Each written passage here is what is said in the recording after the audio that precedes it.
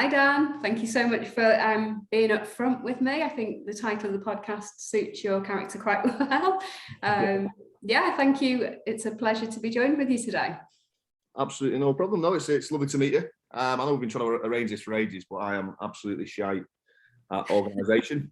I'm not really sure I'll run a company, but that's what I've got Dean for. I think my business partner. So yeah, apologies because I think you're is it Hannah?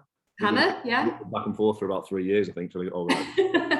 We have got you, so we shall maximise the time. So Dan, you run a marketing agency called Offended Marketing. Yeah. Perhaps you could tell us a bit about yourself and how you've come to set up a marketing agency called Offended. Yeah, I mean, I kind of got into marketing the way everyone else does, because I was shit at everything else. And I mean, where do I start? I mean, I've done all sorts. I've had different startups. I had a mat business. I once made Vaseline in my kitchen, tried selling it. I had a clothing business. I once went into the Navy as well and didn't get through basic training. And then started copywriting for different businesses. And I noticed that if I put a swear word in now and again, we got a reaction and got people results. And for some reason, people started paying me to do that. And yeah, it's Offended grew out of that. Offended grew out of the world being full of boring shite marketing, and me getting sick and tired of rubbish adverts and people licking KFC's ass for a clever tweet now and again. And I just thought it needed a bit of the kind of 1980s flair again. That's what Offended's all about. It's not about offending people. It's just that if you do something different, or if you take a stand, or if you say something that people want to say but don't say, there's a good chance you're going to offend someone at some point. And it's basically our way of saying that's okay, and that you shouldn't worry about that. Yeah. And do you think, I mean, obviously you've amassed an impressive following on LinkedIn, and you're not afraid of saying what you think. And I know we talked before this, you are consistent with that. So every post you put out there gets great interaction, people engage with it, because you do say sometimes things that potentially are a little bit close to the bone, but actually so many people think it, but are a little bit scared to say it, because the world is very PC at the moment, isn't it? It is, yeah, it is. And honestly, it still baffles me that we make money. People were telling me when we first started off, you really got to stop this because it's not professional. You'll only go so far. It'll only be little edgy companies that want to use you. And to be honest, to a certain extent, I thought that as well, and I believed them. And I thought we'd have this nice little agency that just service people that wanted to do risky marketing or whatever.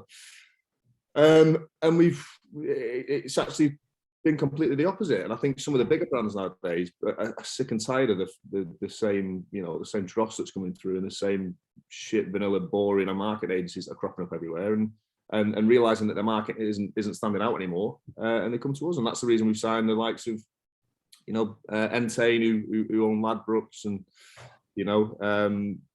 big names are coming to us. We've got a few big pitches this week as well, which is mental. And the other mental thing as well is I don't kind of tailor my approach to those people either. I'm exactly the same as I would be here with you in the boardroom with the guys at Entain. So the world. I think they'd be disappointed if you did tailor yourself, because actually they've obviously seen the nature of the business and that's what they've come to you for. Do you think that as marketing agencies, it's our job then to push boundaries, and even if it is perhaps too far for a client, do you think it's it's better for them to have to rein it in than come back to you and say, it's a bit bad?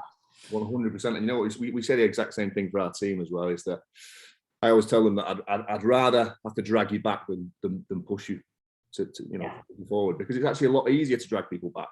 To say, it's pretty funny that, but you can't say that word, or that sentence needs adjusting slightly. But it's really, really difficult to make boring shit and impactful and funny. And we say that to clients as well. And like I say, I think it is our job. I think it's any marketing agency's job. You should be pushing clients towards those boundaries. You should be overstepping those boundaries sometimes as well and getting told off. Yeah, you're not doing that. You're not trying hard enough. Yeah. I'm not saying accountants should be walking out there saying use me for your fucking tax services or whatever, right? I mean, that's rubbish. That's why we have copywriters, right? That's my limit. But yeah, we as market agencies, we're supposed to be pushing boundaries, and it's our job to find where those boundaries are. Mm. So so you mentioned that you'd started copywriting. So when you started your business, were you still hands-on doing some of the copywriting? Was it a period of time that you were working in the business rather than on the business, running the business? Yeah. I mean, I was freelancing for a while, especially when I had the app, because I was on beans on toast and pot noodles at the time. Pot noodle butties are quite good, actually. Okay.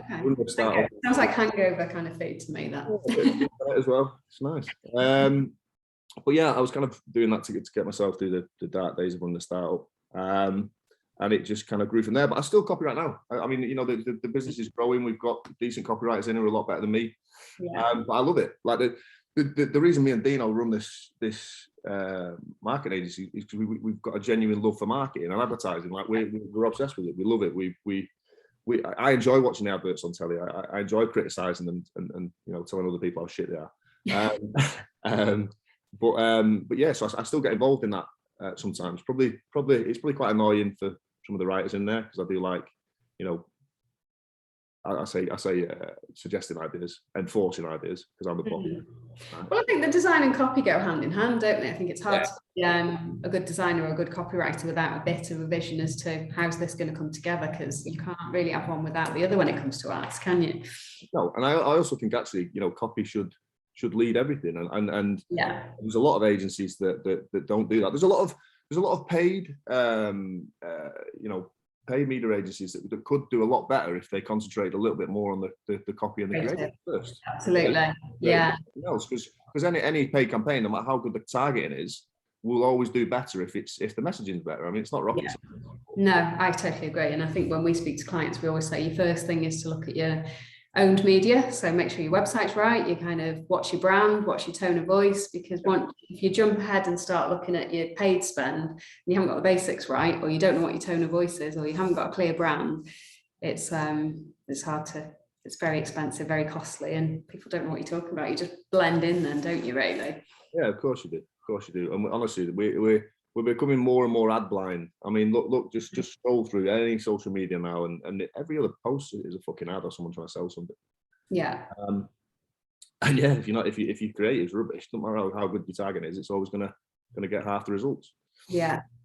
Do you find when you do get inquiries, new clients, do you go through a bit of a kind of scoring, or is there some kind of criteria? How do you know if they're going to be? I know you never truly know, but is there anything that you look for, or you would perhaps know? We don't have a niche. So everyone always says, "What's your niche?" And we don't have a niche. We'll go with any industry. I suppose our niche is that, are you not a dickhead and going to be difficult, right? And are you prepared to push boundaries? Are you? And we're not talking has to be controversial. We're saying, emotive, funny, whatever those boundaries are going to be. Are you prepared to do that? If you just want to come to someone and do some really boring copy, we've had a few people come to us and try that. We've had a few agencies that get bought into a really edgy, risky proposal, and they're like, "Yeah, we love it," and then within a week they're like, "Nah, can't do that." Can we tone it back? And we've bin them. We have sacked a hell of a lot more clients that we've lost. In fact, we've actually not lost a client in 10 months now, which is mega. Yeah. Which is absolutely mega. I mean, honestly, I don't know why. I don't know why. But we do regularly bin, well, not regularly bin clients, but we have been known to bin clients for not wanting to push those boundaries. I think what being an agency ourselves, what you take on is that responsibility, don't you? They've got an agenda. There's a reason why they're working with you. They want sales ultimately. They want that brand awareness, and you're responsible for that. So when you're not responsible for the idea that's going forward, it's quite difficult for them to come back and say, "This didn't quite work, did it really?" And it's like, well, you've changed what we proposed. So exactly. And you can't really take accountability for the performance. I'm never doing this. Is always I'd rather bin a client before it gets to that. Yeah. Because what always happens is if they'll change it, they'll move the goalposts, or they won't take the risks that you're advising that they take. Yeah. They won't get the results that they want. And then there's only one thing that happens there, the finger's pointed at you. Yeah. It's never good for any agency. So I'd rather be really upfront and honest and say, listen, you're fucking this up. Yeah. You're probably better off canning this now because you're not going to get the results you want. And I'd rather be that honest and upfront. And I think every agency has a responsibility to be that honest and upfront. And also, I don't agree with the whole. You get these agencies, and they're mostly outbound in terms of trying to get clients in. And what that does is generally, if you outbound, it takes a lot of persuasion to reset the dynamic. So you end up normal dynamic with a lot of agencies. Is client is here, agency's here, and down to, and we know best, we know blah blah blah. That relationship's just flawed from the start. Like if that's a relationship you have with your agency, it's shit. At the very least, it should be here working together as partners. At the very least. But in my opinion, it should be the opposite way around. The agency should be here. That's why you've hired them in. They're the expert, right? So let them do the fucking job. Yeah, totally agree.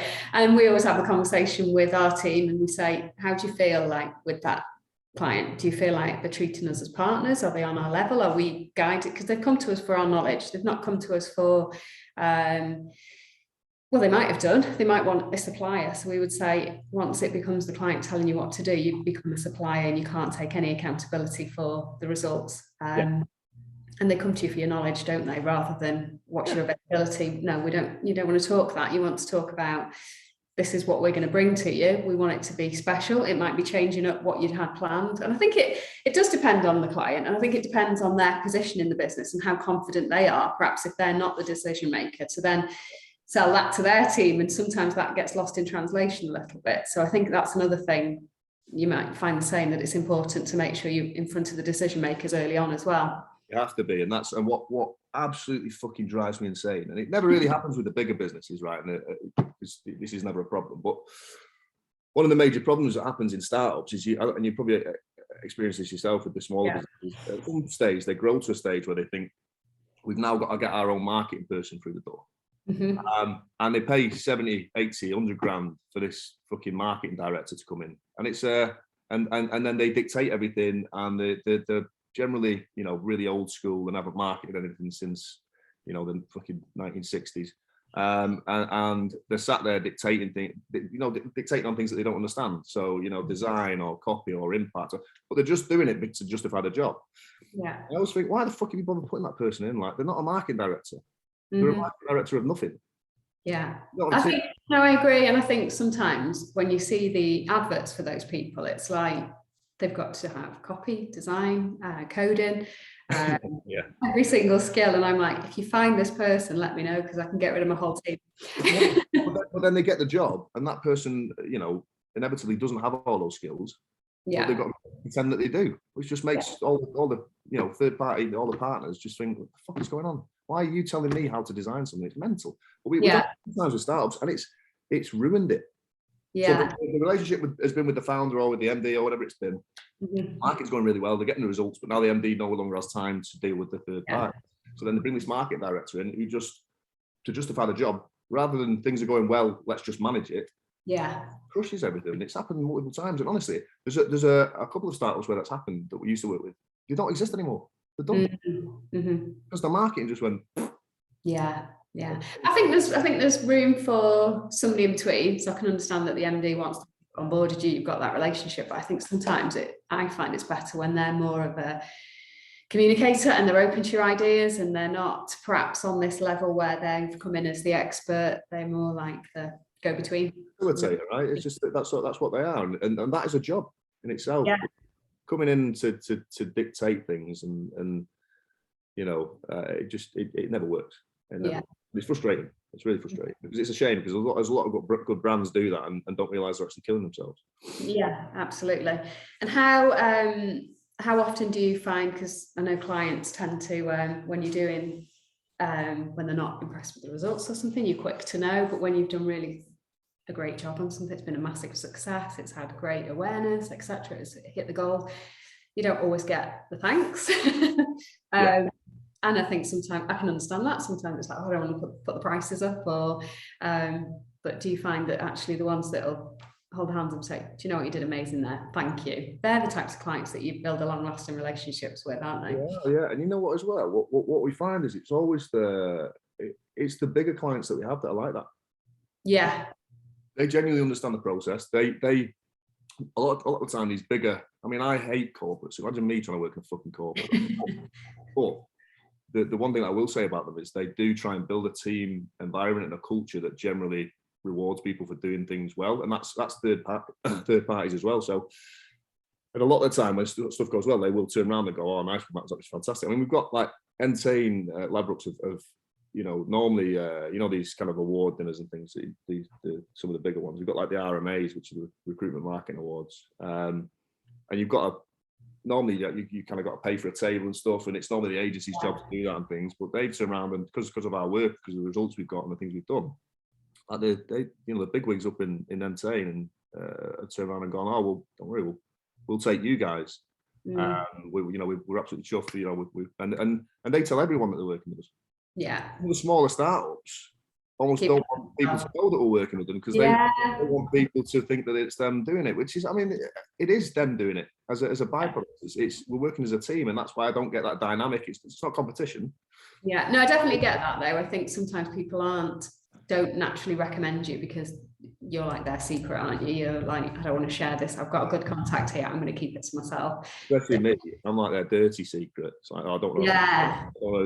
Do not want to be associated with Dan. Keep that one quiet. Business over if we tell people he's doing it. So you got into marketing through trying various different things. What are your thoughts then for somebody who perhaps wants to be a designer, developer, or just get into the digital marketing space?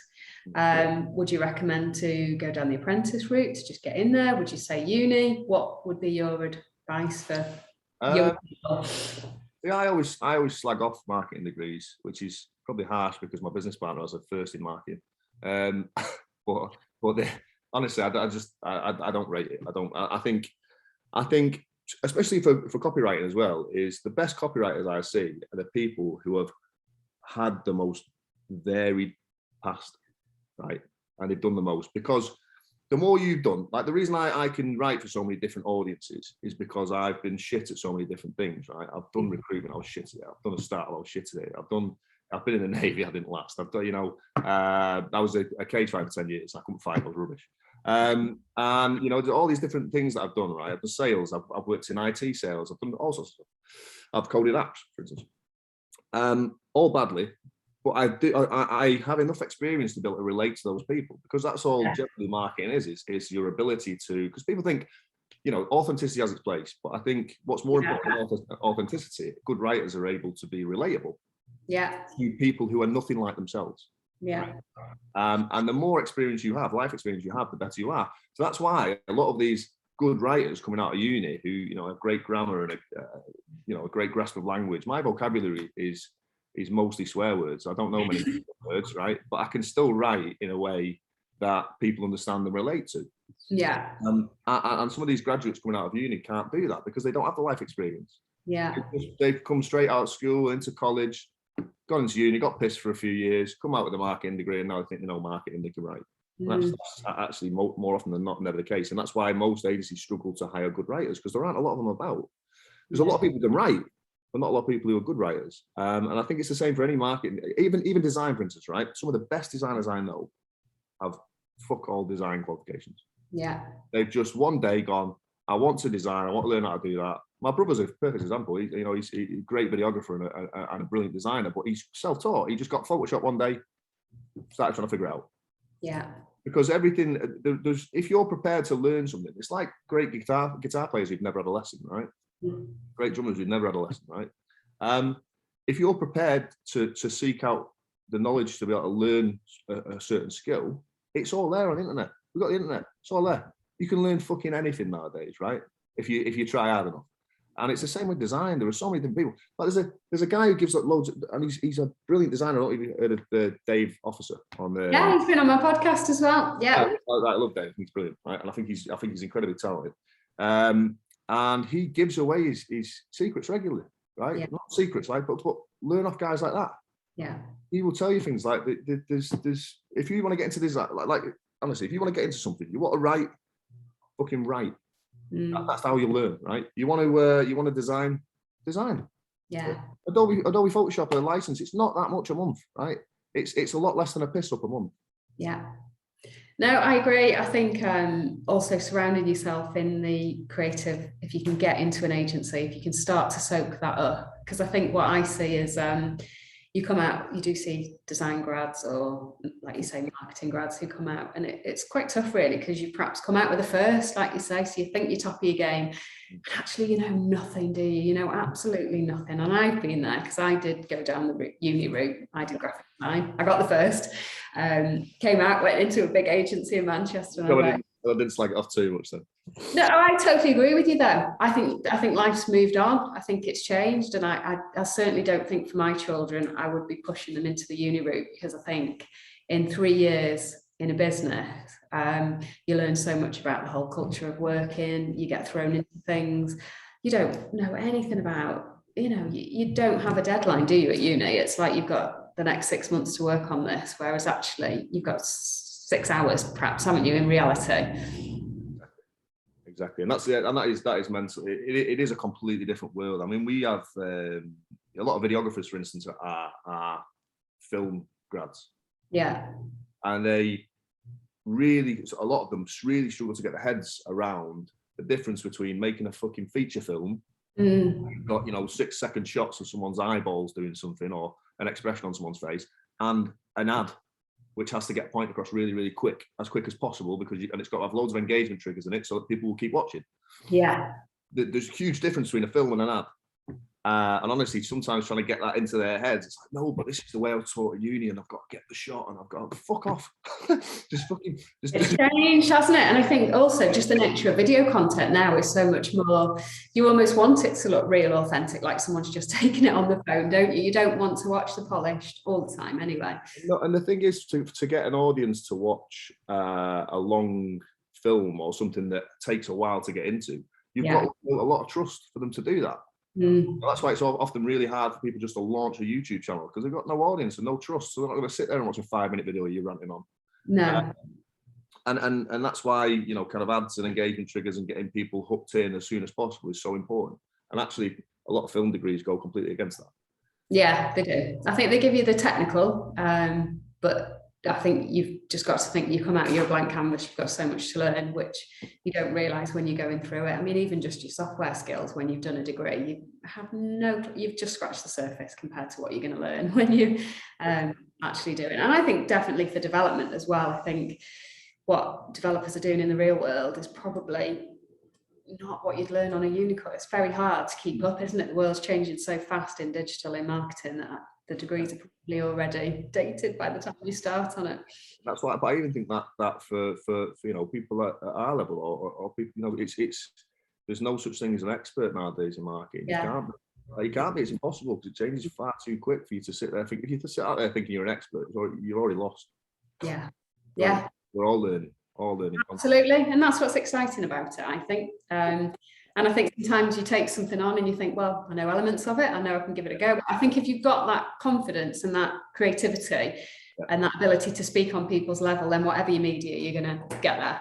And as on top of that, what you just said, that's what we often take on projects, and I think I ain't got a fucking clue what I'm going to do here or how to do this. But we will figure it out. We'll figure it out. That's the beauty of it, right? We're marketers. Our job is to figure stuff out, because it's not an exact science. Definitely. What are your thoughts then, just going back to people that are entering the industry, about working from home? Are you guys in the office? Are you, how has COVID changed for you, and what do you think for you coming into the industry? It's a weird one. So we're really flexible with our guys, right? So most of them roll in at 10:30. Right, lazy bastards created, right? But we have this flexibility of do what you want, work where you want, work in a crack bed for all I care. Just get results and get deadlines, because that's what we survive on, right? Yeah. We need results and we need to meet deadlines. As long as you do those two things, or manage your deadlines, you can work from wherever. But what we found is that actually people like going into the office, which is it kind of goes against what everyone's saying at the minute, which is mad. And I know there's you've got all these really loud-mouthed kind of work from home advocates all over the place at the minute, which is lovely, right? You all like working from home, and you like the flexibility, and you obviously don't like people, a bit like me, right? And that's cool. But it's kind of, there's a lot of noise around it, which is making everyone think that that's the done thing and that has to be the done thing. And actually, that's not the case. Like a lot of people, especially creatives, like working from home in a silo isn't necessarily good for creativity, right? I agree. So a lot of the guys come into the office because they can bounce off each other. And if they're stuck with something, they know they can turn to their colleague really quickly and go, oh, I think this, and they might come up with a better idea. We can have brainstorming sessions. We play ping pong, we have a laugh. If you're having a laugh and you're having a good time, that's generally good for creativity. We all get on, the team get on really, really well. We've got a couple of loudmouths in there who, this is why I work from home, because I get an headache regularly. But it's good for creativity. And I honestly think that if we had a fully remote team, I don't think we'd be as creative. No, I 100% agree. 100%. And I think for us, like you, we made the decision that office is always going to be a key part of our business. We invest in making it nice for people. And I think from even, me personally as running the business, I think you feel a lot more pressure on yourself when you're from home, because that kind of to send something over on email or to present an idea on Teams rather than just say, I had a scribble of this, what do you think? Has it got any is it going anywhere? And I think you can move so much quicker. And especially in the account manager position, I think they're all ears to the ground. They're listening to what the team are working on. And I think you can stop things going in the wrong direction very quickly when you're all together as well. Yeah, you can. And well, that's the other thing as well. I mean, account managers are incredibly important to the creative process because they know the client the best. They generally do the research and know the industry. Yeah. And being by the side of those people is actually really, really beneficial. And also, like it's the other thing I think that's really important for creativity is the ability to switch off.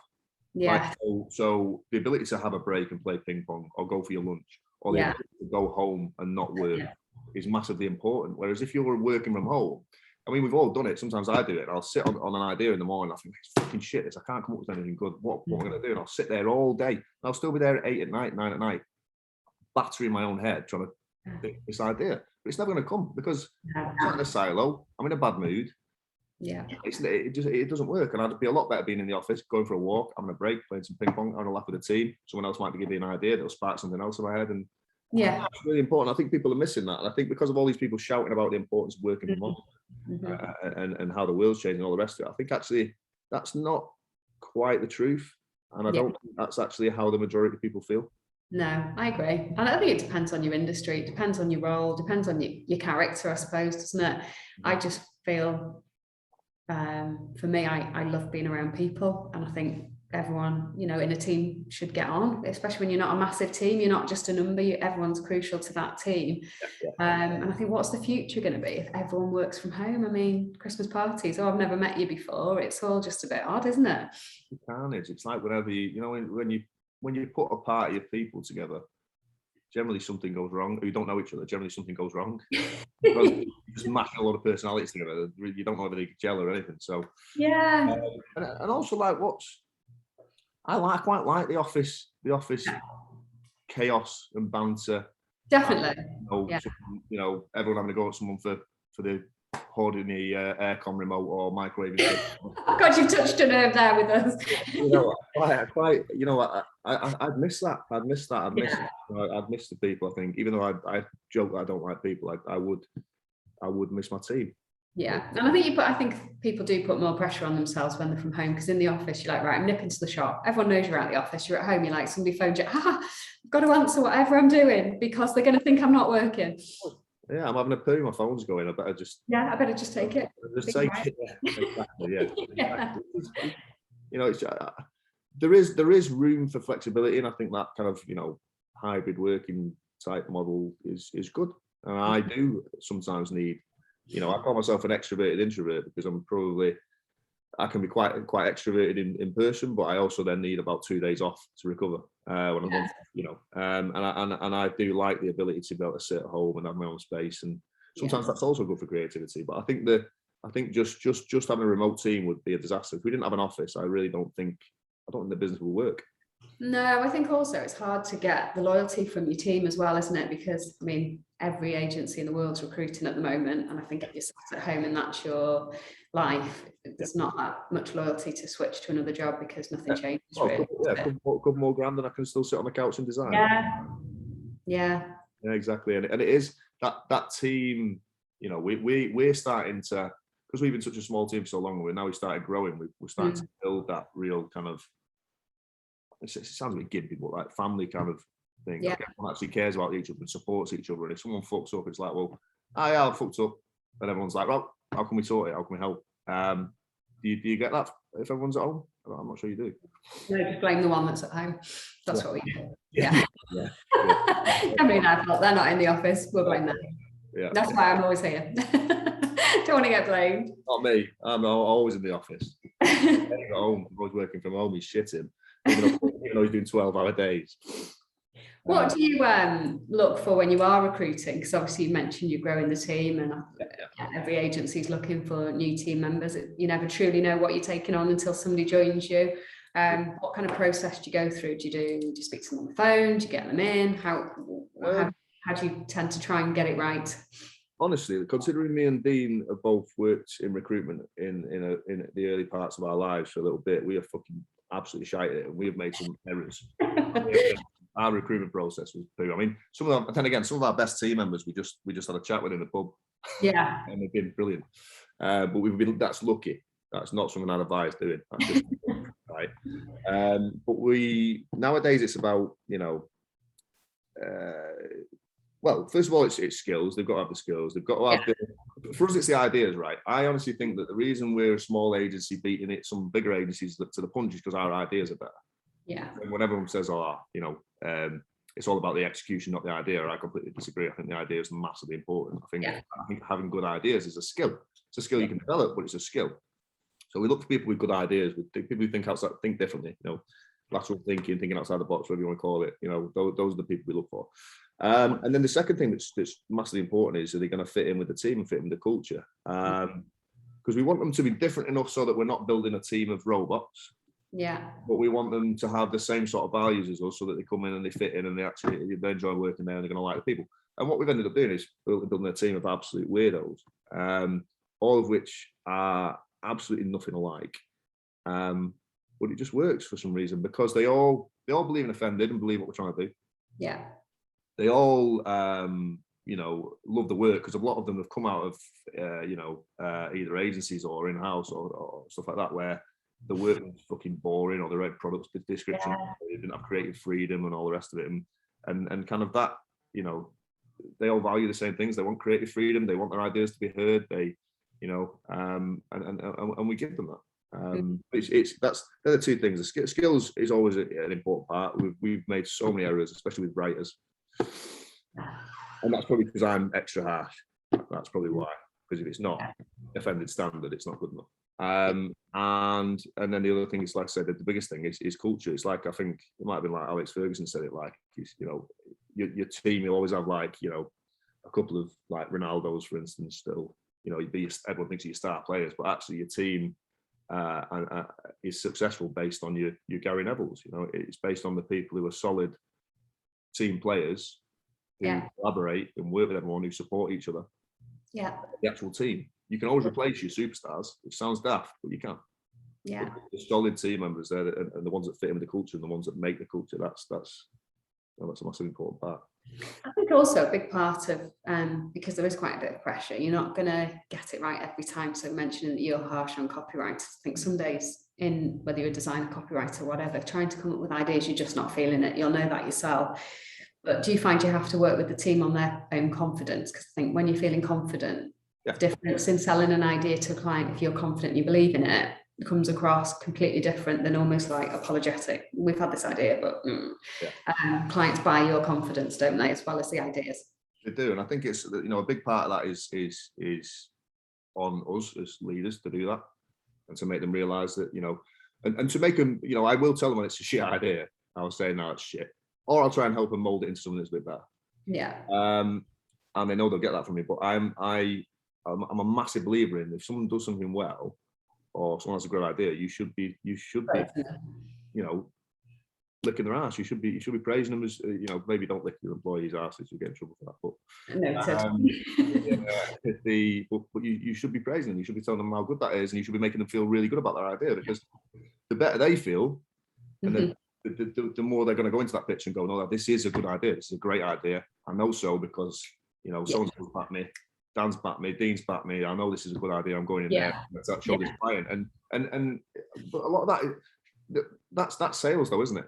Like, yeah, what of it is people get your vibe, don't they? And they're like, if you're vibing on an idea and you think it's the greatest idea, it kind of picks other people up in the room and they think, oh yeah, this might be pretty good actually.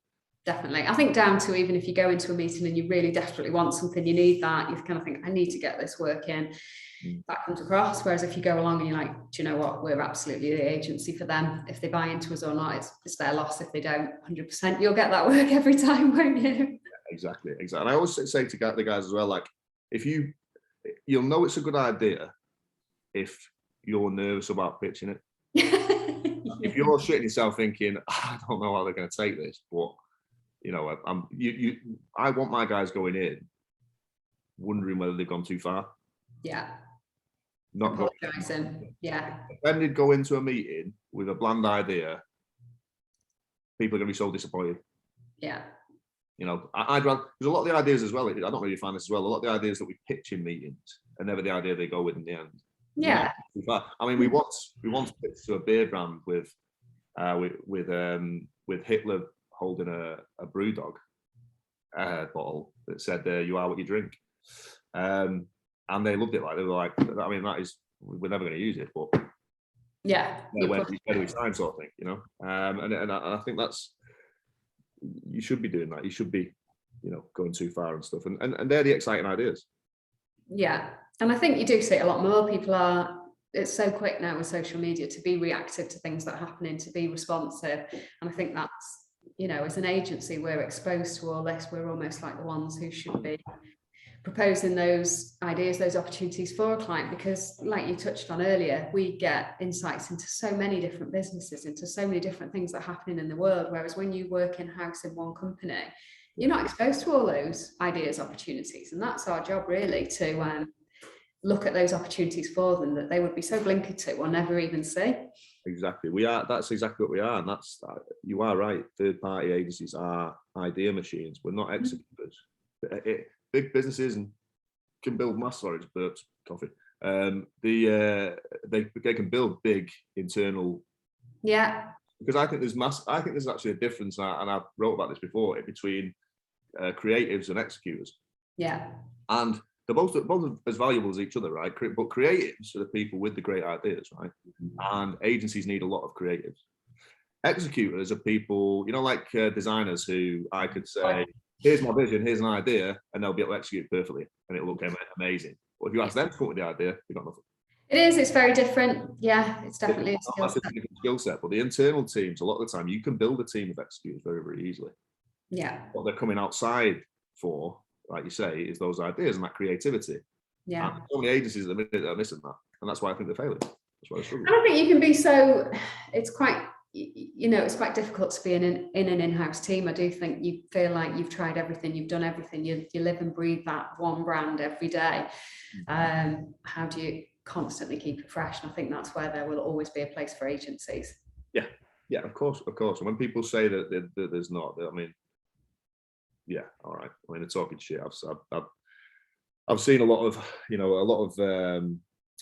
in-house teams been off agencies, and then I've seen the marketing that comes out afterwards. More often than not, it's fucking dreadful. So it's tough, isn't it? It's tough when that's your one brand that you're working with, to constantly keep it fresh and of course it is. I mean, I honestly, I just couldn't work, and I couldn't work for anybody because I'm a terrible employee. No. I think if I was internal, I'd get so bored. What were you like as an employee? Were you did people get fed up with you? I wasn't good. I was saying that. I say I wasn't good. I've got a few old bosses that are very good friends of mine. Yeah. And they're friends of mine because I think built out of relief of me leaving was part of it. And then it's just developed into a friendship. But I think as well because I never didn't work hard. I've always been a hard worker, right? And my work ethic's always been through the roof. The problem is I always ask why, right? So I'm the guy in the meeting room when the boss is going, this is what we're going to do. And I go, well, why? Why can't we do this way? Because I'm the manager and I'm telling you to do this way. Yeah, I get that, but we could do this way. Yeah. And shut the fuck up, right? And just this is just what we're doing. Yeah. And I think, but because of my honesty, and because I've always worked hard, and because I never let them down, because I was always honest, actually I was able to forge friendships with them actually over time. And once I left, like I say, there was a relief in me leaving. We go for a beer. Yeah. Actually, we're really good friends. I know you better than anybody else on my team because you've always been honest with me and you've always been yourself. And I've also been fired a few times. So well, you probably actually touch on people's insecurities a little bit, sometimes questioning why, because they probably have never been asked that before, and it makes them, you know, question, well, this is always the way we've done it. Yeah. Well, I try and encourage that in our team. I want people to question why, and we, you know, most of our staff are well above their station. I always say the hierarchy's fucked here, Dean, because we go into meetings and they're like, no, Dan, we're doing it this way, or no, Yeah. here. And I'm like, why have I got no authority here? No, but it's like, you want to hire people that are better than you, don't you? You don't want to hire people and tell them what to do. You want them to come in and inspire you. You want them to. Yeah. I don't want to be the boss that I hated. Yeah. I came out of work because I hated it. I hated being managed, and I don't want to be that guy, you know. And I think we're all adults, right? We're hiring adults, so yeah. No, I agree with that, and I think that's one thing actually. If you do come out of education or whatever route you go, and you set up your own business without, like you say, having tried a few different things, you don't really know. It's quite good to see how not to do it, as well as working great businesses where they're doing really well. You almost want to work in the agencies where you think, this is just goddamn terrible. I'd never want to run it like this, because you don't want to fall into that yourself. No, you don't exactly. And that's kind of what we're trying to build with Ended is everything that we have always wanted to work for. Dean's the same, you know. We've both got a problem with authority. We're both a little bit anti-establishment. Say that, then we're knee deep in capitalism, taking, you know, profiting off manipulating people to buy stuff, right? You know, we kind of trying to build the workplace that we always wanted to work in, and that's with flexibility. If you want to come in at 10:30 and you want to stroll out the door at 4, fine. Just as long as everything's done and it's done to a decent level and you get the results, you can work fucking 2 hours a week for all I care if you're getting the results that we're asking you to get. And we also like to have a good time as well. So, you know, we've got a beer fridge, we've got all the things that, you know, everything that, all this shit that people say, oh, you know, ping pong doesn't make a culture and a beer fridge doesn't make a culture. Yeah, but it helps. Right? Yeah. It helps. And when the guys can, you know, they've had a tough day on a Tuesday, you can just walk to the fridge and get themselves a beer. Or you know, we've got a beer pump as well. And go out on the terrace and just fucking put the feet up and have a laugh. And they know that if I've had a bad day on a Tuesday, let's all go and get pissed together and let's just all come in at 12 tomorrow. They know that they're adults. Yeah. Manage your do what you want. You know, that's what we care about. And people keep saying to me, oh, as you grow though, you're growing now and you're going to try and scale this, you won't be able to have that forever. I'm going to go against that and I'm going to see if we can have that forever, because, you know, I honestly think, I also said to Dino, like, if somebody buys us, eventually acquires us, or, you know, if we get big investors and we scale or whatever, there's, I'll get sacked. There'll be a Steve Jobs, and I'll be out the door.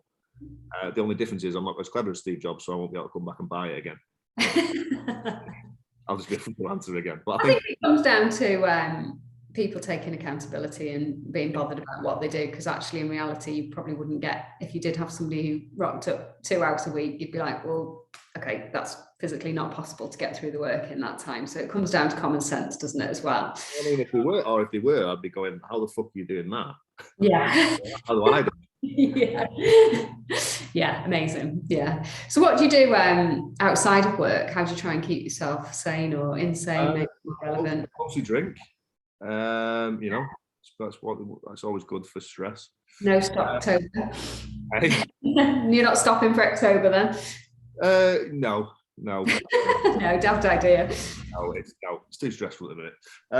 But yeah, I mean, I've always, like I say, I used to do MMA. I used to fight sweaty men in cages, badly. But I still, you know, still do bits and pieces. Still train, still grapple, still go to the gym.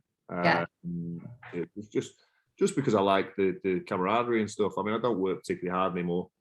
I'm getting a little bit too old for it. You know, we've got 16-year-olds beating me up now, which, yeah, it's not difficult, but they do. So I do that, and other than that, I tend to kind of read a lot of fiction. I tend to watch a lot of films.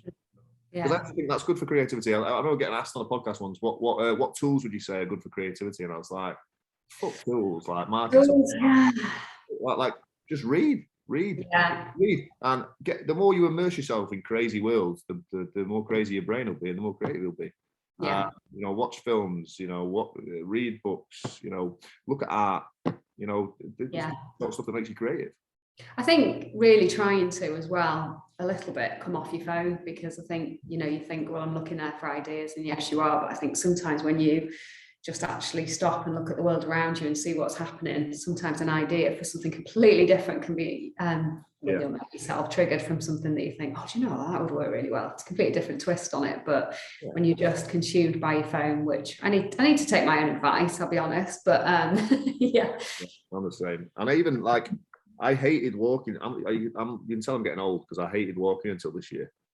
I was like, that's quite like walking. That's quite good. I'm going for a walk.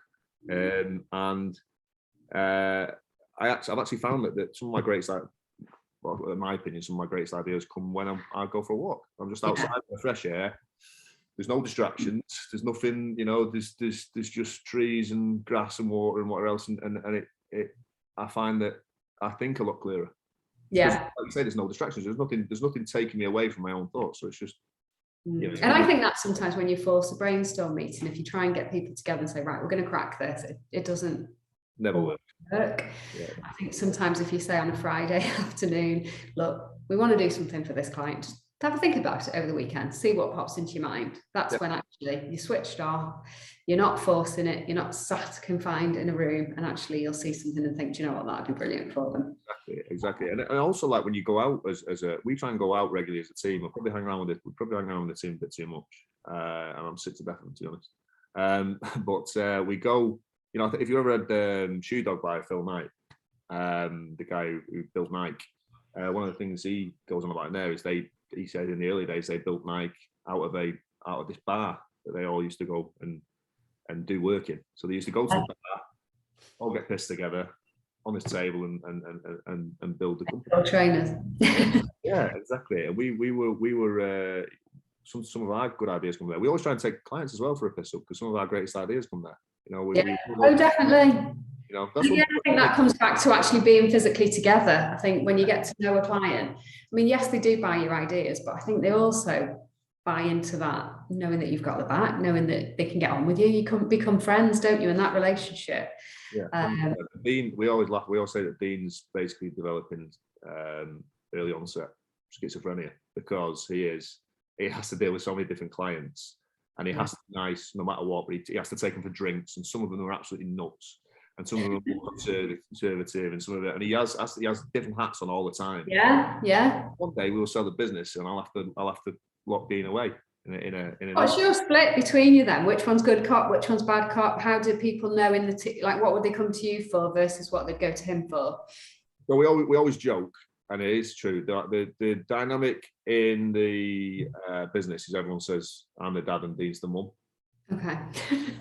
So I know it's not quite PC nowadays, because that's saying that mum and dads have certain roles and they don't necessarily. But Dean is the guy who all the team are close to. They'll always go to him with their problems. Oh, okay. And I'm the guy who. Got a little bit scared about it. Shit, we've done something wrong. And one of Dan's rants is coming on, is brewing. And it's the same with clients as well. Like, Dean deals with clients really well, but sometimes if they are overstepping the mark, or they're not listening to us anymore, or anything like that, it'll be me that will tell them straight. And if I did the account management, we would not have a business, right? Same. But it is a good thing, and you do need that element. You do need someone who is just going to be more strong. I just can't. Whereas Dean has this brilliant ability to adapt to people, and when they say like building rapport, you kind of mimic the person. You mimic the tone of their tone. You mimic even their actions, right? And Dean is absolutely brilliant at that. He's such a skilled rapport builder, and that's why he can close so many deals. That's good, isn't it? Yeah. But for me, I can't do it. I don't have that ability.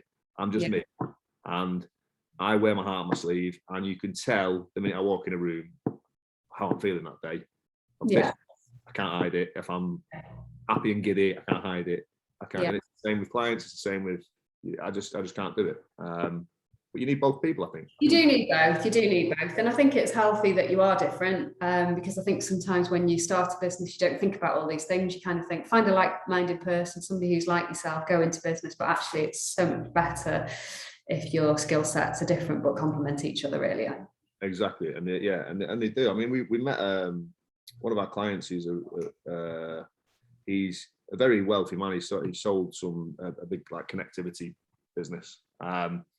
And he kept all his equity, I think, or most of it. And he was on about how, he's never really found a business partner that he thought he could give equity away to, because he didn't have that relationship. And he said he was blown away by mine and Dean's. I mean, everyone who meets us says it doesn't make sense. It's like you look at you both, it doesn't make sense. But then you speak to you both, and it's just they got chalk and cheese.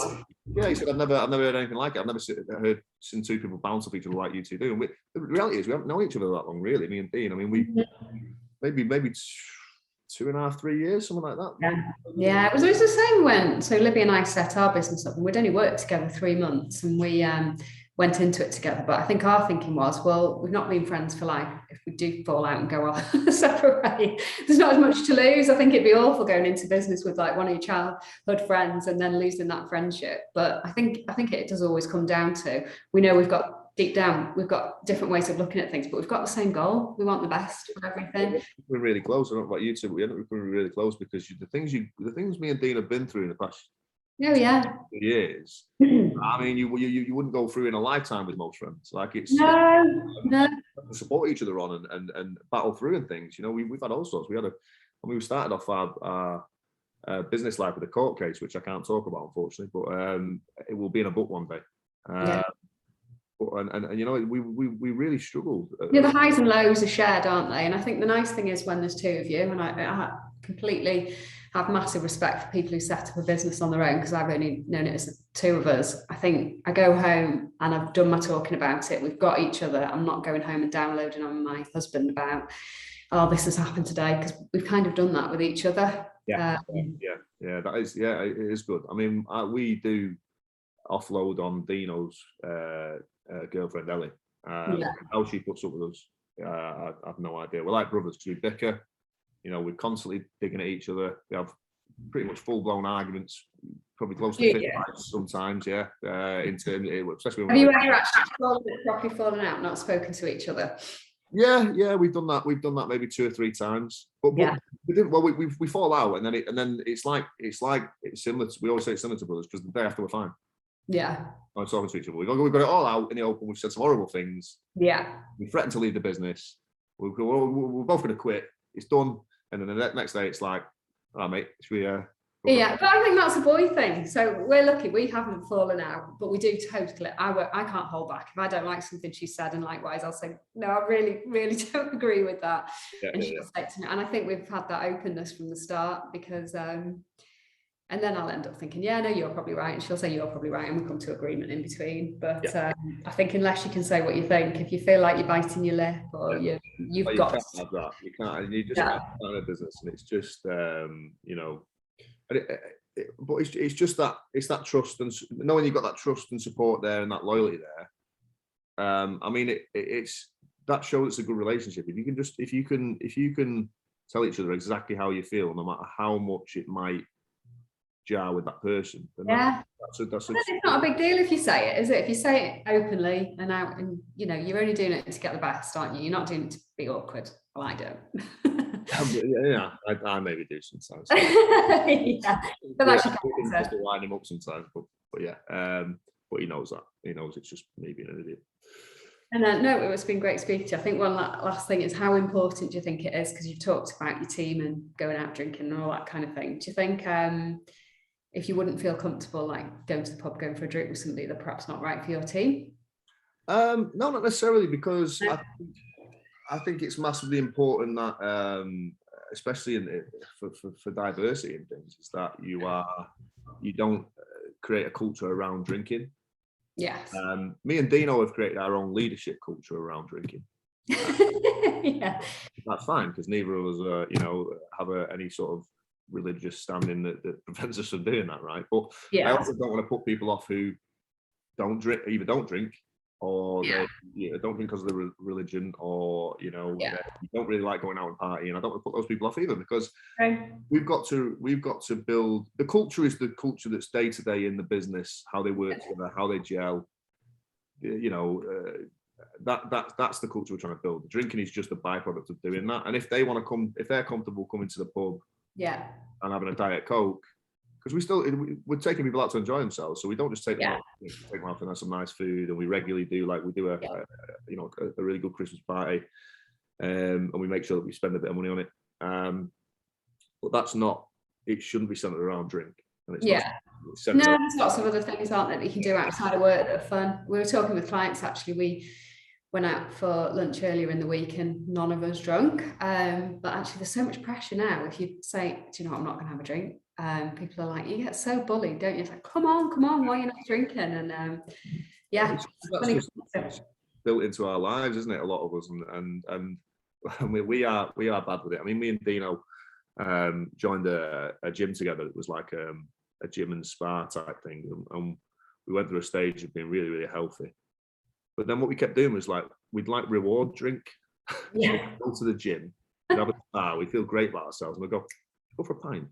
Well, at least you're balancing it out. It's all about balance, isn't it? So sounds like a good balance to me. Although they were saying on the news this morning about how obesity is going to take over the world, isn't it, in the next few years? So you can imagine. I mean, especially with remote working, everyone's sat on the couch. Well, that's I know. Although we do have Ginny, who does our accounts, and she's 100% remote now, and that's kept the team a bit fitter, because she used to just bring in cakes, chocolates all the time. So actually, that's working quite well for her. She was our office mum. Our team all had. So we had on Monday we had a breakfast meeting with the management team, and everyone said yes to breakfast. And I found out afterwards they'd already eaten breakfast. They had two. How happy then? You get flat because you eat 2 breakfasts every day. That's not my fault. You said yes to the breakfast. Just keep moving. Exactly. Oh no, it's been absolutely fascinating to talk to you today, and it sounds like we've got some similarities, and really interesting. I think people will definitely enjoy hearing your story. Where can people go if they want to find out a bit more about you and more about the company then? You can visit our website, which is, we're actually rebuilding it because we've got some new stuff coming, but offended.marketing, or you can catch me ranting and pissing off generally old men on LinkedIn. So, that's always fun. Perfect. Other than that, I don't know, see you in a pub. Oh, brilliant. Thank you so much, Dan. It's been an absolute pleasure. Really enjoyed it. Thank you. No problem.